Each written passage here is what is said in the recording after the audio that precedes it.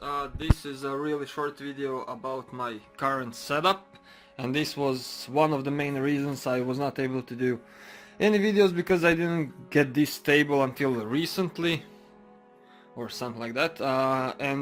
Yeah, so I'm just gonna go through my art supplies that I use. I don't use much, as much as I used to use, but yeah, in this bag I have some spray cans, so I'll just put that aside. On this shelf I have some of my tattoo supplies and painting supplies, obviously, and there is just like a motivational poster. So in this box right here I do have some pens and markers and some unsorted stuff that I use quite frequently, so it's all in one container. And then I have these, what are these called? Just color pens, I guess. And these are almost intact. They are quite good when it comes to quality, but I don't know how to use them properly, so I use them really rarely, so I'll just put that aside. Now in this box I have my acrylics and watercolors, mostly, that I use for canvases and stuff. Whoa. And yeah, then this box is filled with I think some of them are oil based and some of them are water based markers, so these Poscas and Molotovs mostly. And then we have these alcohol based markers that I use almost never. These are quite good, Winsor & Newton, but they're like, I have only few colors, mostly like skin tones and some random ones. But this is the box that I use quite often when it comes to doing graffiti and stuff. I try to make holes like for a stand, but it didn't turn out as I expected it to be. And yeah, so here are my Touch 5 markers that are rip-offs from what are those called? I'll find one. From the Touch markers. So these are the rip-offs, but they're quite good.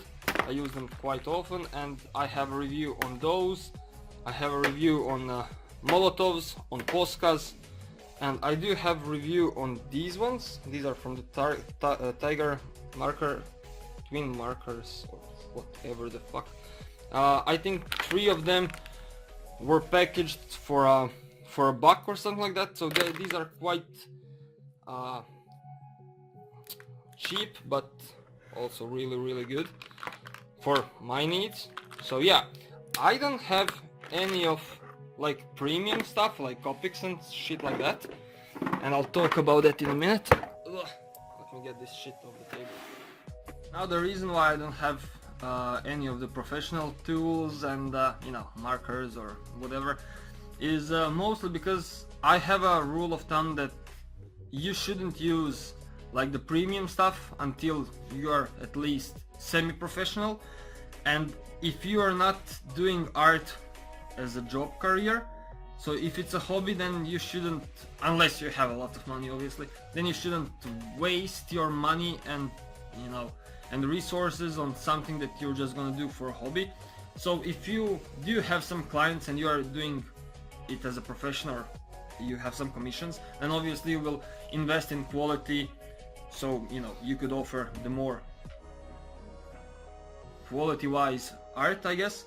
But yeah, until you are able to use cheap stuff pretty fucking well, you shouldn't buy expensive stuff, because you're not gonna appreciate it and you're just gonna be wasting your money on something that you might never do as a job career. So keep that in mind, and practice on a cheaper stuff and move on as you progress with your skills, so then progress with the quality of your supplies. So yeah, that's a short video of me, because some of you have been asking about what pens and markers I use.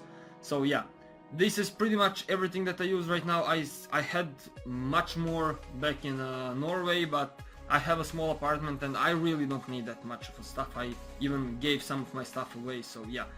That's it guys, and see you in the next one.